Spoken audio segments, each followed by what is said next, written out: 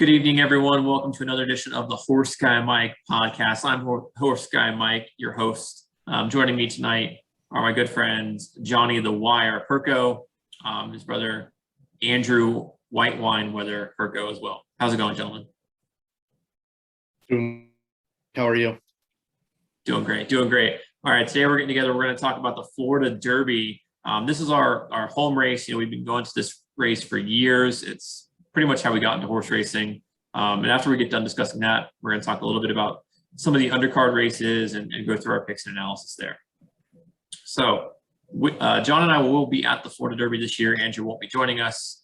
So if you are going to be there, hit us up. We'd love to, meet up, talk about picks, grab some drinks, play some games, just let us know. John, anything to add to that? Yeah, Horse Guy Mike, it's been a minute because we had COVID. When was the last time you went to the Florida Derby? It's been a few years now. My last Florida Derby was 2018. When I saw Audible 4 win. years. Yeah, that was pretty great. The year after that, I had a conference, and then I had like a baby thing and COVID.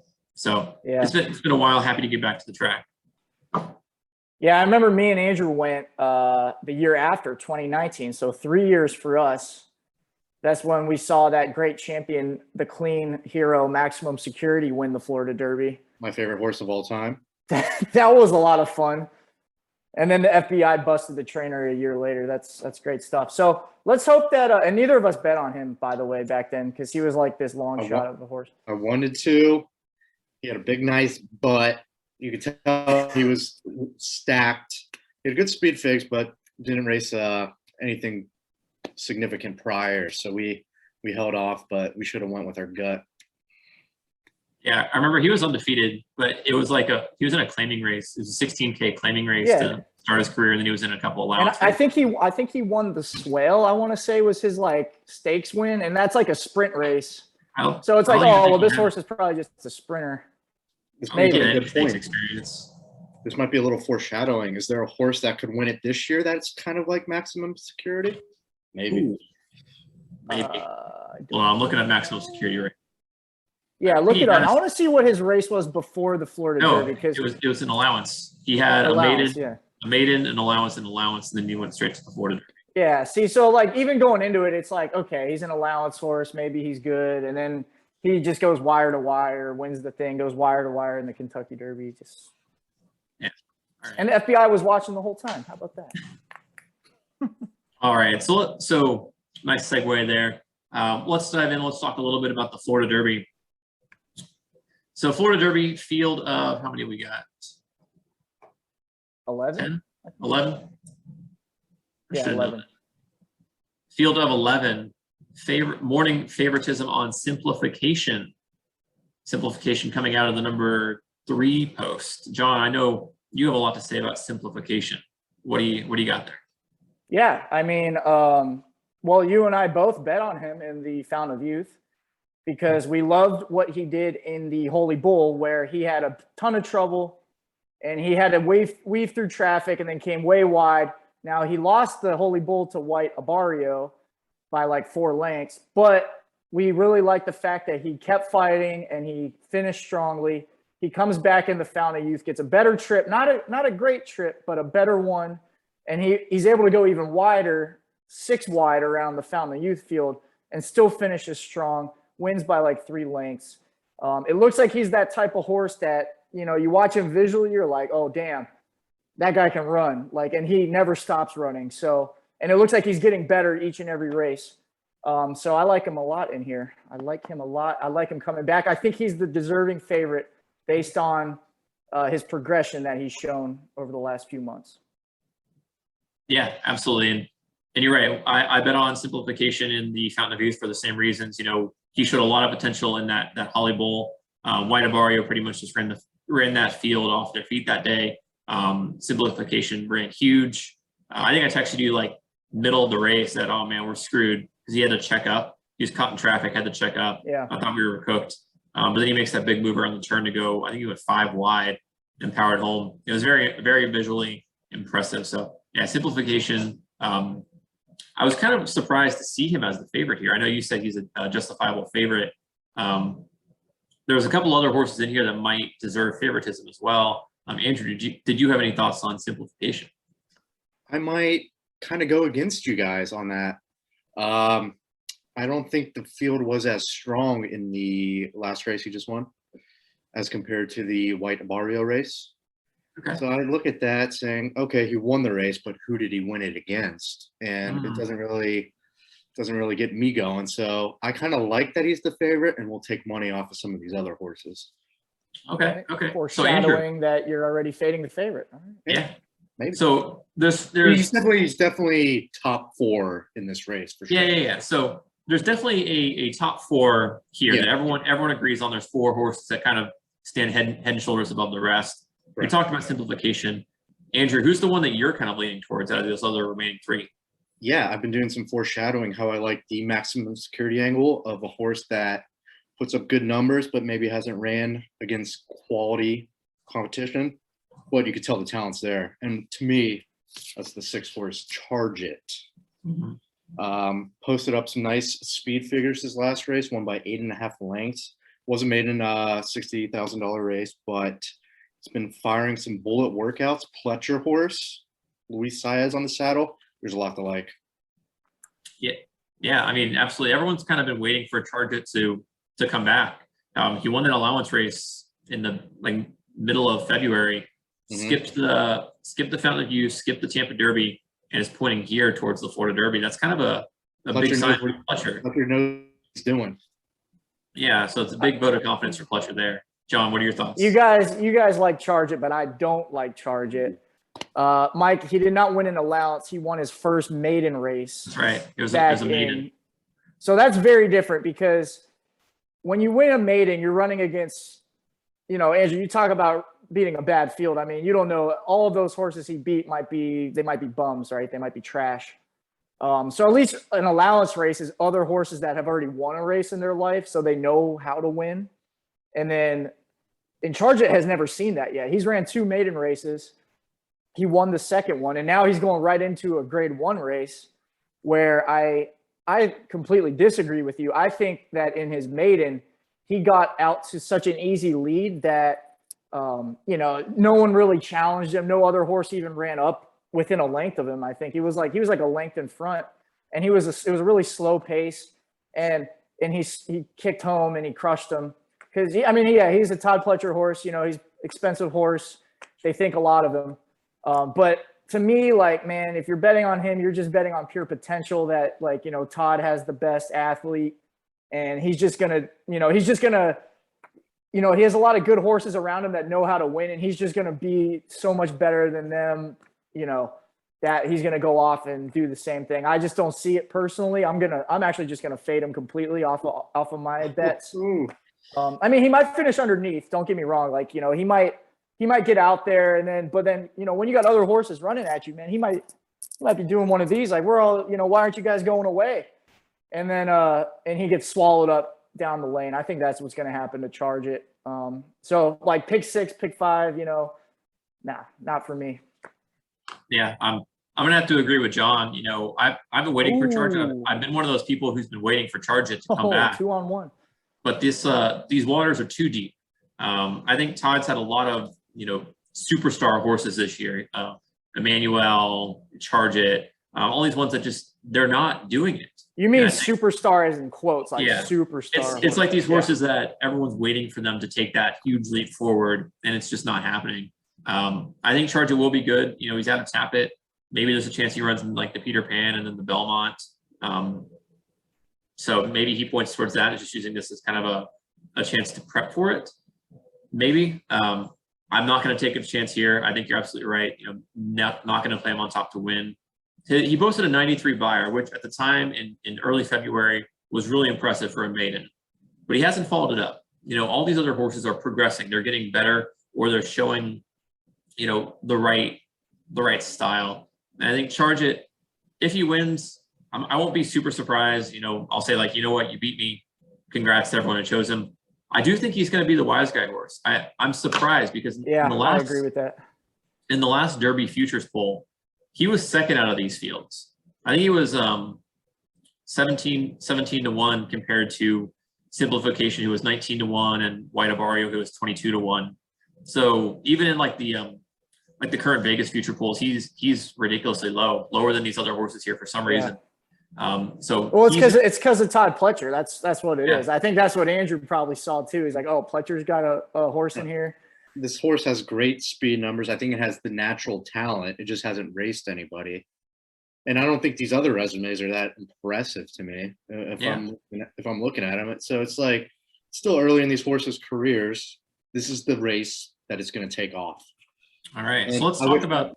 I wish I did that with maximum security 3 years ago. So there you go. All right. So let's talk about the other two superstars in this field, two of the top competitors. The first one I want to bring up is Classic Causeway. John, what are your thoughts on Classic Causeway? I know you kind of like him. What are your thoughts? I like him. So when I look at his, when I went back and watched how he wins, you know, he goes to the front. He's pretty fast early out of the gate. And then it looks like he, you know, in these races in Tampa, he kicks home. You know, he runs the field off their feet a little bit. And then it looks like he finishes strong too, which is like that's like the perfect trip at Gulfstream Park. If you want to be like a dominant horse, that's what you want to do. But I'm looking at his buyers now, and his buyers were an 88 and an 84 at Tampa this year. So, you know, maybe visually it looked better. And then on speed figs, it wasn't as great. I mean, he's 2 for 2. He's never been out of the top 3 in his life. You know, everything on paper looks like he could be a legit chance in here. But now that I'm looking at the buyers, I don't know. I might think maybe it's a little bit of fool's gold on Classic Causeway. Yeah, that SF Davis race you had 2 races ago looked good, but then you look at the Tampa race and it's Yeah, the Tampa Derby, his buyer went down from an 88 to an 84, and he got an easy lead. You know, he didn't really get any pace pressure. So maybe he just beat a really bad field in Tampa. That can happen. Yeah, absolutely. And I watched that race in Tampa, and it was visually impressive. But I messaged it out earlier that day. That track was favoring speed so much. If you got on the lead on the dirt in that track, you were gone. I think a lot of us expected it to be really rainy and muggy that day. But the rain actually made the track faster because it dried out by mid-afternoon. So he took advantage of a very speed-friendly track. The one thing I love about Classic Causeway, he breaks out of that gate faster than I've ever seen. He is an absolute bullet coming out of that gate, and he'll make the lead. I know for a fact he will get on the lead. My main issue with Classic Causeway is this race was not their goal. They had a very easy trajectory. Sam F. Davis, Tampa Bay Derby, Kentucky Derby. Well, he came out of that Tampa Bay Derby. I think they were going to go Bluegrass first in Keeneland, which is in another week or two. I think the original plan was to train up to the Kentucky Derby, and then he realized, you know, he came out of that Tampa Bay Derby so well. Like, he was healthy, still in good shape. They're like, let's try to get another prep in before the Kentucky Derby. And they originally reporting to the Bluegrass at Keeneland, but they realized, you know, he's already in good shape. We're already in Florida. Let's just run him in the Florida Derby instead. And I don't like that. I don't like, you know, evaluating the horse saying like, okay, well, he's in good shape. We're already here. We might as well just run him in Florida. Because to me, that points out that this wasn't a long-term plan. You know, this wasn't a long-term solution. We're just going to use this as more of an additional tune-up for the Kentucky Derby, but this wasn't like a goal to begin with. Whereas I'm looking at White Barbaro, who's going to be my top pick, and I'll explain that in a second. He had a very strategic pathway. You know, Holly Bull, short layoff, Florida Derby, Kentucky Derby. And we've seen that strategy a couple times, that exact same, you know, Holy Bull, skip the Fountain of Youth, Florida Derby, Kentucky Derby strategy work. So that's my main issue with Classic Causeway. I think him running so many races in a short period of time, this might not be their goal. If they win, that's going to be great, but they're treating this more as like, let's keep him in, you know, form, as opposed to this is our main ticket, because they're in the gate no matter what. They don't need the points. Yeah, and it's a longer race than the one he just won, and it's only 3 weeks in between. So it's kind of like, man, does the horse have the stamina to win a race on the lead and then do it again at a longer distance only 3 weeks later? Yeah, and I'm sure the trainer's telling Irad, like, you know, if he's got it, but don't kill him. You know, don't push it too much. You know, we've got another race coming up. This isn't the goal. Right. You know, So maybe, if he's in the lane and it looks like he's going to get past, like don't whip him all the way down to the wire type of thing, yeah, Yeah. yeah. So that's my kind of angle against Classic Causeway here. Speaking of that, I'm going to bring up my top pick here, and that is White Barrio. And a lot of people have been criticizing this horse for a while, ever since the Holly Bowl, saying that horse got a perfect trip there. He was on a speed favoring track. He's not going to be able to do that again. Horses that finished behind him looked better than him. My thing is, yeah, those are all the reasons I like. he put up a 98 or a 97 buyer. You could have a great trip. You're still not going to put up speed figures like that. He blew that field away too. He was geared down. He won by 4.5 lengths. And the two that were closing on him, Simplification and Mo Donegal looked much better than Simplification when they were closing. Mo Donegal was closing like a rocket. Simplification was making up a little bit of room there. But White Barrio was already geared down. He had it in hand. And it's not like the track's going to be any less speed favoring this weekend. Gulfstream's known for that. So what I imagine is that White Barrio and Classic Causeway are going to hook up on the lead. Charget's going to sit in the second pass. But I think White Barrio is going to outlast Classic Causeway. I think he has a little bit more distance stamina. He's got two races at a mile and a 16th. I'm going a little bit further now. But I think he's got the perfect setup here to kind of go with the right amount of rest, and this being the goal. I think White Barrio is the play here.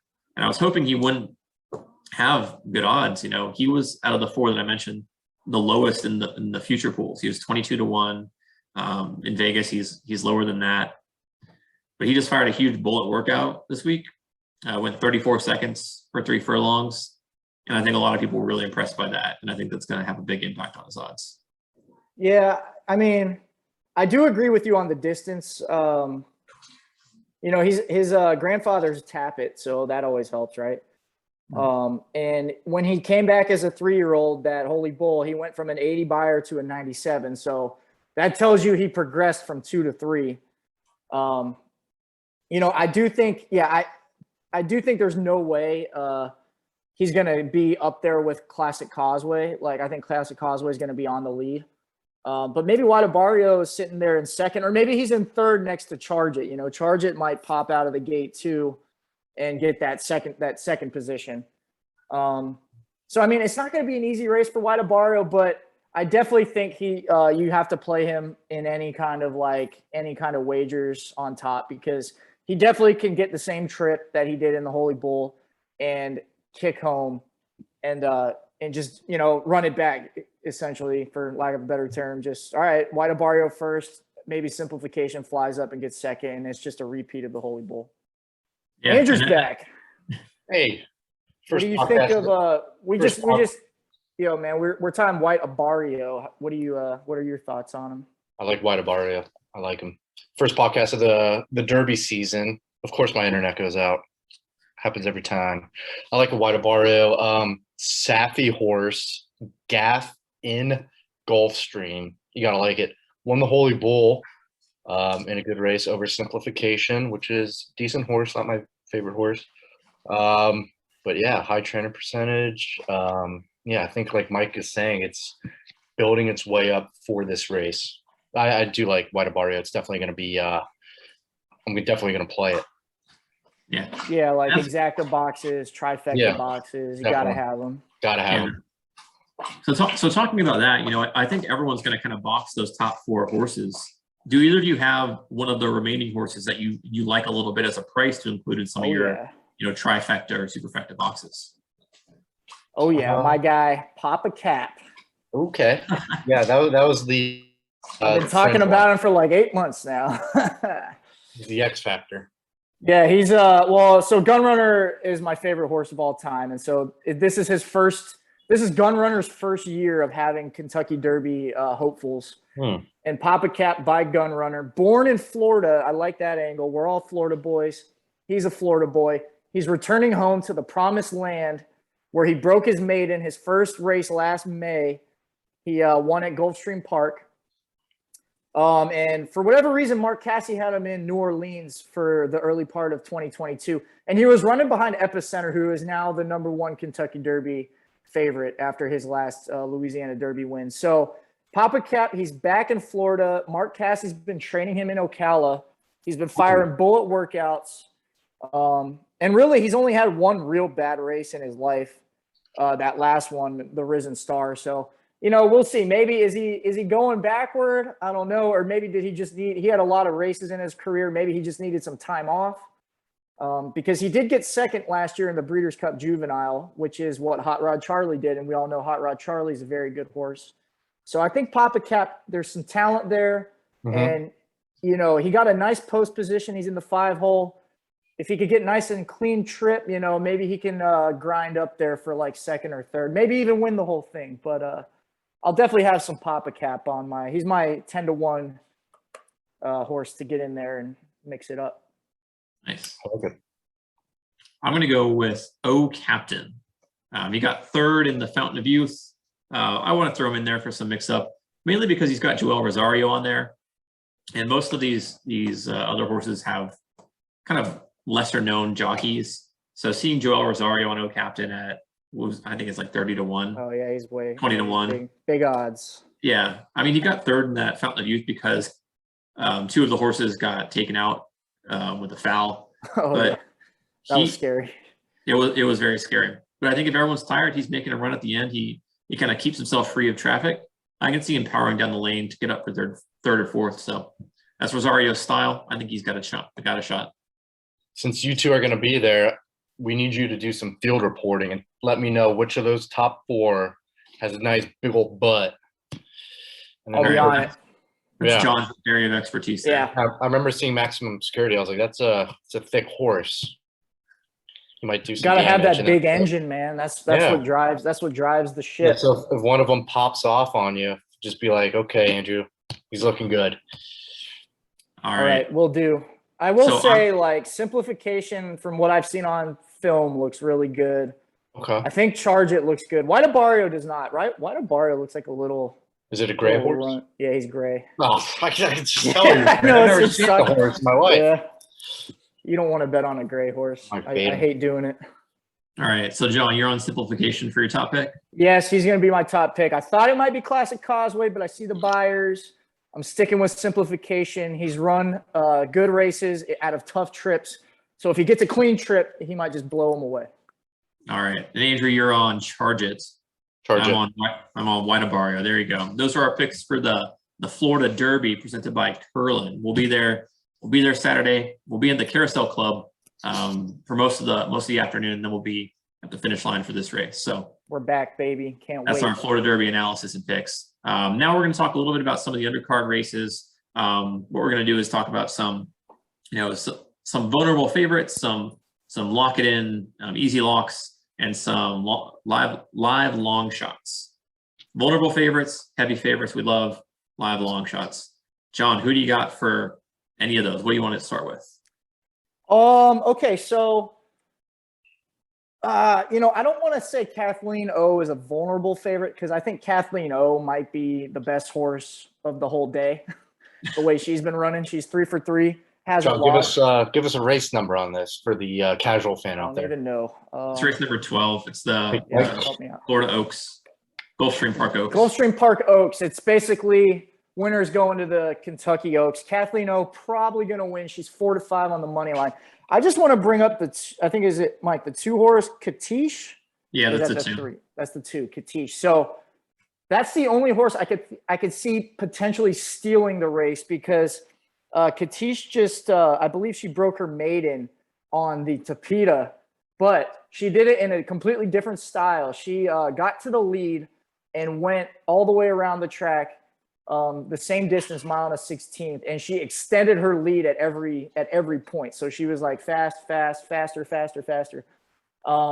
So I think if there's any chance that Kathleen O loses, it's that this horse Katish gets on the lead, a nice easy lead, and then the rest of the field is just kind of lets this horse get out front, and then all of a sudden it's like she's not coming back to the field, and then maybe she steals it on the front end. So maybe Katish, if you want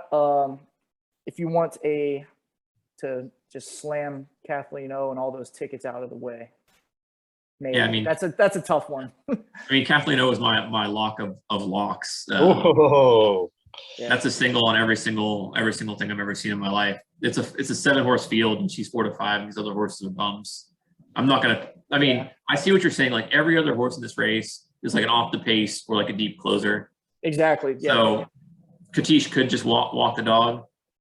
I'm not gonna risk it. Mike, maybe when we're there, the pick 6, 20-cent pick 6, we throw Katish on our ticket. Just maybe see what happens.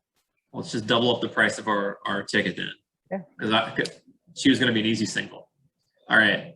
Andrew, do you have a live long shot or vulnerable favorite you want to talk about? I got a hammer lock for you. Oh, there we go. Race 6. Actually, I don't even have odds on this horse, but I'm loving it. Fearless. Oh, okay. Fearless, yeah. I'm thinking another Pletcher horse. What do you know? Hey, that's the theme of the day. We're back at the Florida Derby. It's Pletcher's horse. That's a good point, actually. We've been to many Florida Derbies now, like from 2015 on, and it's always like Pletcher always wins like multiple races every time. Yeah, I saw him just walking around there, shook his hand. He's cool, calm, collected there. Yeah, I mean, Fearless is excellent. I love him a lot. I think I bet him in the last 2 races he ran in and he lost both of those. So we'll see. I mean, he's had 7 races at Gulfstream. He's got 4 wins in 3 seconds. So he's yeah. We gotta pull all our money together and go on Fearless race 6. Well, you know what I think? I think they did was that race is not in the pick 6 because I think it's such an easy single that it's like smart. Yeah, you guys don't give you that hammer that and then get some bankroll for later. Yes, we got to do that, Mike. Yeah, Mike. We'll see. All right, Mike, go look in the dresser behind you and find some cash and then put it on Fearless. All right, I'm going to talk about my live long shots, and we're going to go to race 13. Let's see, race 13. This is the Appleton. Kitten's Joy, the Appleton, Kitten's Joy, Appleton. I'm going to go with, and I'm assuming this is a long shot. Odds aren't up yet. The 7-horse Phantom Currency. Horse has not raced in over a year. Before that, had odds of 6 to 1, 8 to 1, and 155 to 1. So I'm assuming it's going to be a long shot. Yeah, it'll be a medium shot. Yeah. Hasn't raced in over a year. Last race did win a G2 at Gulfstream. So here at this home track. This is an early speed horse. And I think it's the speed of the speed. And this is a kind of aggressive place to start this horse off for Brian Lynch, same trainer of Classic Causeway. Has Irad on board, an upgrade from his previous jockey, Paco Lopez. I think this horse is going to get on the lead, just sit there, and it's going to take advantage of the speed favoring track of turf at Gulfstream. And I don't know, you'll get a good price. I think you'll get at least 10 to 1. So I don't like your live long shot because, and I'll give you a reason why. Oh, we lost Andrew again. So your horse, Phantom Currency, the last race you talk of was in February of 2021. So we're talking over a year ago. And it was 1 mile 3/8 on the turf that it won wire to wire. This race is only 1 mile. So clearly what's happening here is Brian Lynch is starting this horse off at a shorter distance, at 1 mile, a sharper distance. And he's going to extend Phantom Currency back to that 1 mile 3/8, maybe 1.5 mile trip later on in the year. Now, I do love a good front runner in a long turf race, like 1 mile 3/8, 1.5 mile trip. But this is 1 mile. This is just 1 mile, man. So that, like, you saying that horse is going to get on the early lead, like, I don't know, because a lot of horses that run in these miles, they're very fast because they're, maybe sprinters going a little bit longer, or they naturally have more speed, but they can't handle the long distance. So I think Phantom Currency, you might actually be surprised, might actually end up not on the lead and might end up in like 3rd or something. And then if that happens, I think you probably agree, like, all bets are off. Yeah, I mean, anything can happen. That's why I'm just picking a long shot. I think English B, Wolfie's Dynagos are 2 other really great ones. No, not Wolfie. No, not Wolfie. No, Wolfie's excellent. I love Wolfie. He has one win in 5 career turf races. What are you? We're gonna have a long discussion about this on the road down to All right. We have a 3-hour trip down to Gulfstream. We're talking about Wolfie's Dynagos. All right. That is. All right. Did you have any? Yeah, Do you have yep, another? same race. I want to talk about Carpenter's Call. Hopefully another long shot. It's won 3 turf races in a row. They started him on the dirt Tampa. at Tampa. I was gonna get to that. So you have to take it with a grain of salt because he did win 3 races in a row at Tampa. But you know, who knows, man? Maybe and he's another one. He's one that wants to go the lead and go wire to wire. But he's been winning at 1 mile and a 16th at Tampa. So maybe the shorter distance, you know, he's got a little bit more natural speed and he can maybe get to the lead. He has Gaff Leone on, which is awesome for Gulfstream.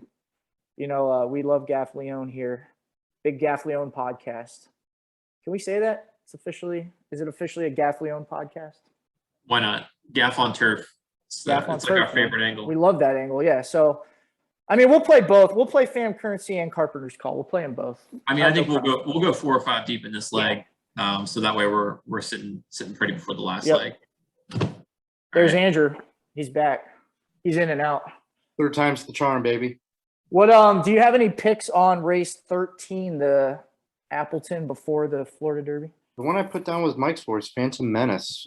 My only concern is it hasn't raced in a while. Yeah, over a year. I shit on that horse while you were gone. So Okay. You'll just have to listen to it and hear what I said about it. Fair enough. I think the one horse I did like, give me 1 second. I don't remember. Okay. All right, let's talk about the 9th race. Yeah. We want to talk about long distance turf races. We got the Pan American Yep. grade 2, 1.5 miles on the turf, the return of Goofo. John, I know Goofo is your boy. Oh yeah, How are you he's my feeling here? boy.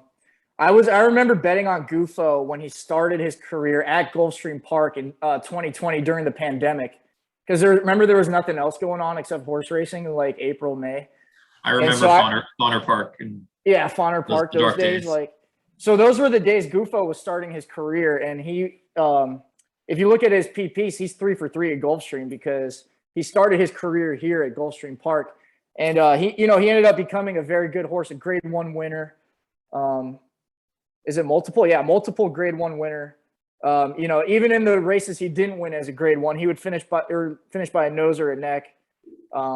He did run in the Breeders' Cup Turf last year and did horribly. He got 10th, which was not great. But I do think the Del Mar track was just not. He didn't like it. You know, he's an East Coast horse. He didn't want to be out there on the West Coast. So I think getting back home, Gulfstream Park, he's undefeated. He loves the distance.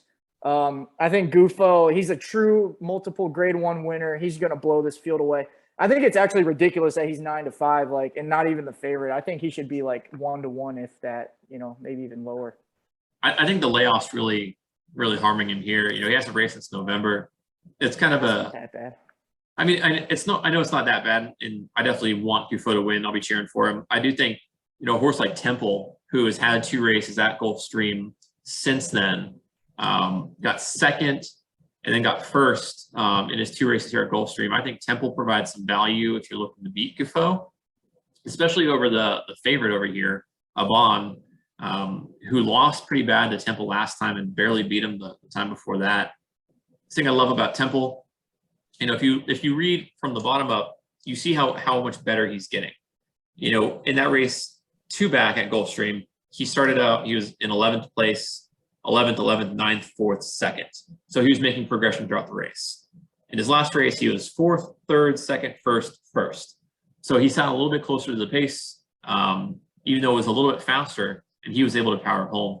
I think if he can sit that mid-pack, he'll be in the perfect pouncing position. Whereas someone like Goufo, Goufo loves dropping to the back in every single race. And that's what got him in trouble in the Breeders' Cup, where he's always going to look to drop all the way to the back.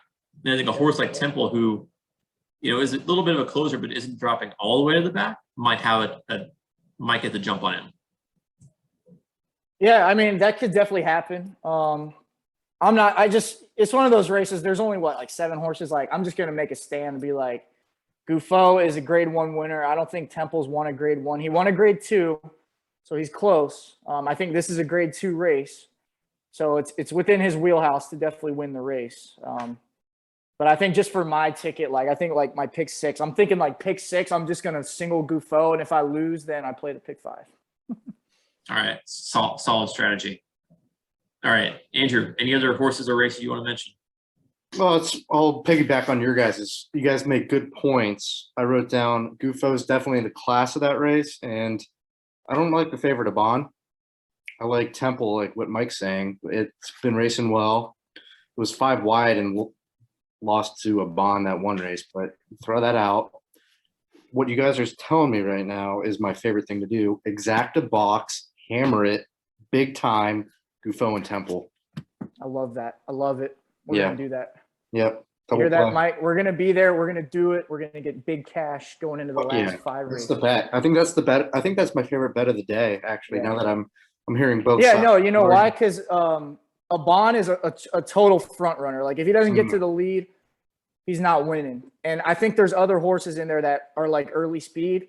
So I think That's it's not true. going to be an easy lead for Abon. And if just 2 horses go out, I think then they all fall back. And then our 2 horses that we like, Goofo and Temple, they just, Yeah, I run think you're right by 'em because all. you look at the running styles. Tide of the Sea is an E6, Midday Image is an E7, and Abon's an EP5.